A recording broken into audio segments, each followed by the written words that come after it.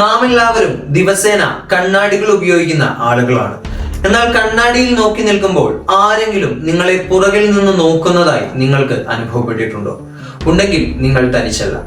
ചില കണ്ണാടികൾ കേവലം ഒരു ചില്ല് എന്നതിലുപരി ഉറക്കം കെടുത്തുന്ന ഒരു പേടി സ്വപ്നമായി മാറിയാലോ? ഞാൻ ഇന്ന് ക്ഷണിക്കുന്നത് യൂറോപ്യൻ മിസ്റ്ററി മിററിന്റെ കഥയിലേക്കാണ്. Welcome back to the secret book.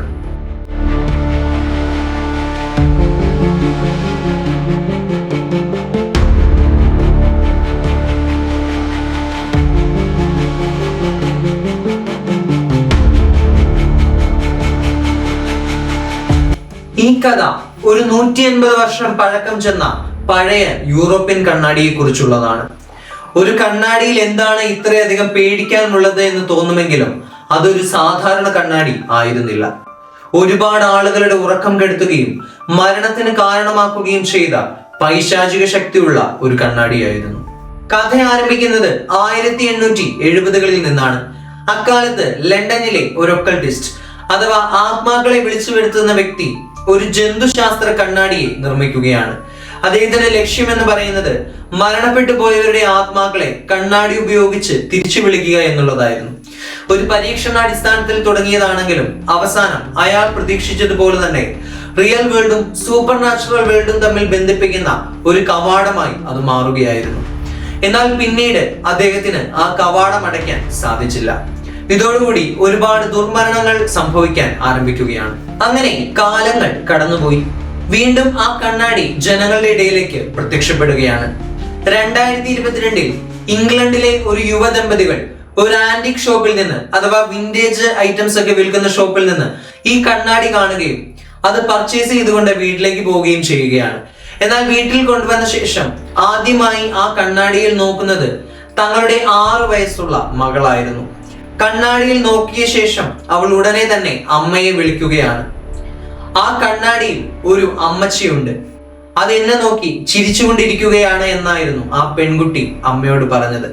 എന്നാൽ ആ സമയത്ത് കേവലം ഒരു 6 വയസ്സുകാരിയുടെ സാങ്കല്പികത മാത്രമായി അവർ അതിനെ തള്ളിക്കളയുകയാണ്.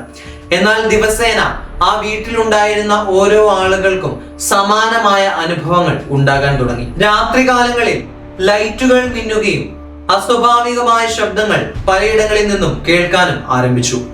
കണ്ണാടിയുടെ മുൻപിൽ നിന്ന് നീങ്ങി മാറിയ 6 വയസ്സുകാരിയായ പെൺകുട്ടിയുടെ കാഴ്ച പൂർണ്ണമായി നഷ്ടപ്പെടുകയാണ്. പിന്നീട് അവളെ കണ്ണാടിക്കുള്ളിലായി കാണപ്പെട്ടു. ഇതിനുശേഷം അവളുടെ അച്ഛൻ കണ്ണാടിയുടെ മുമ്പിൽ വന്ന് നോക്കുന്ന സമയത്ത് തന്റെ പിന്നിൽ നിഴൽ പോലെ എന്തോ ഒരു വസ്തു കാണപ്പെടുകയാണ്. നീണ്ട രോമങ്ങളും തലകുനിച്ച രീതിയിലും നിൽക്കുന്ന ഒരു സ്ത്രീയുടെ രൂപമായിരുന്നു അത്. അതായത് ഒരു പ്രതിഫലനം പോലും ഇല്ലാതെ കണ്ണാടിക്കുള്ളിൽ എന്തോ ജീവിക്കുന്നത് പോലെ. തുടർച്ചയായ സംഭവങ്ങളെല്ലാം കണ്ടപ്പോൾ പിതാവ് വീടിനുള്ളിൽ സെക്യൂരിറ്റി ക്യാമറ ഇൻസ്റ്റാൾ ചെയ്യുകയാണ്. അപ്പോഴാണ് ഞെട്ടിപ്പിക്കുന്ന ഒരുപാട് കാര്യങ്ങൾ ഇവർ കാണുന്നത്. തന്റെ മകൾ കണ്ണാടിക്ക് മുൻപിൽ നിൽക്കുകയും അടുത്ത നിമിഷം അവിടെ നിന്ന് അപ്രത്യക്ഷമാവുകയും ചെയ്യുകയാണ്. എന്നാൽ അപ്രത്യക്ഷമായപ്പോഴും ആ പെൺകുട്ടിയുടെ പ്രതിഫലനം കണ്ണാടിക്കുള്ളിൽ ഉണ്ടായിരുന്നു. അങ്ങനെ പോലീസ് അന്വേഷണം ആരംഭിക്കുകയാണ്. എന്നാൽ അവർക്ക് ആവശ്യമായ യാതൊരു വിധത്തിലുള്ള തെളിവുകളും അവർക്ക് ആ വീട്ടിൽ നിന്ന് കണ്ടെത്താൻ കഴിഞ്ഞില്ല. അവരാകെ കണ്ടെത്തിയത് തറയിൽ ഉണ്ടായിരുന്ന ചെറിയൊരു കൈയടയാളം മാത്രമായിരുന്നു.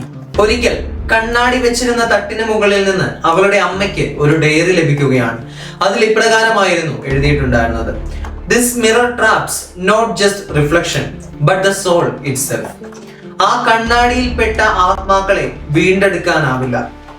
അവരുടെ ശരീരം ഈ ലോകത്തില്ലെങ്കിലും ഇന്നും ആ കണ്ണാടിയിലൂടെ അവർ ജീവിച്ചുകൊണ്ടിരിക്കുകയാണ് എന്നായിരുന്നു അതിൽ എഴുതിയിട്ടുണ്ടായിരുന്നത്. ഇതിനോട് ചേർന്ന് തന്നെ മറ്റൊരു കാര്യം കൂടി ആ ഡയറിയിൽ എഴുതിയിട്ടുണ്ടായിരുന്നു.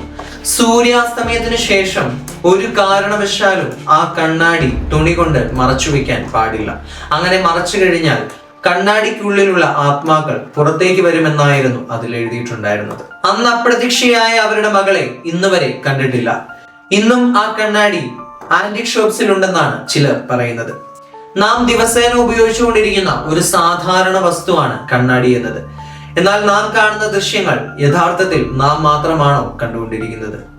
അതോ നാം അറിയാതെ നമ്മെ ആരെങ്കിലും നിരീക്ഷിക്കുന്നുണ്ടോ? അടുത്ത പ്രാവശ്യം നിങ്ങൾ കണ്ണാടിയുടെ മുമ്പിൽ നിൽക്കുമ്പോൾ തീർച്ചയായിട്ടും ഇതൊന്ന് പരിശോധിച്ച് ഉറപ്പുവരുത്തുക. സോ ഇതുപോലെയുള്ള ഇൻട്രസ്റ്റിംഗ് വീഡിയോസിനായിട്ട് നമ്മുടെ ചാനൽ ഇപ്പോൾ തന്നെ സബ്സ്ക്രൈബ് ചെയ്യുക. So see you on the next chapter. Until then, it's me, Jaswin from Secret Book, signing off.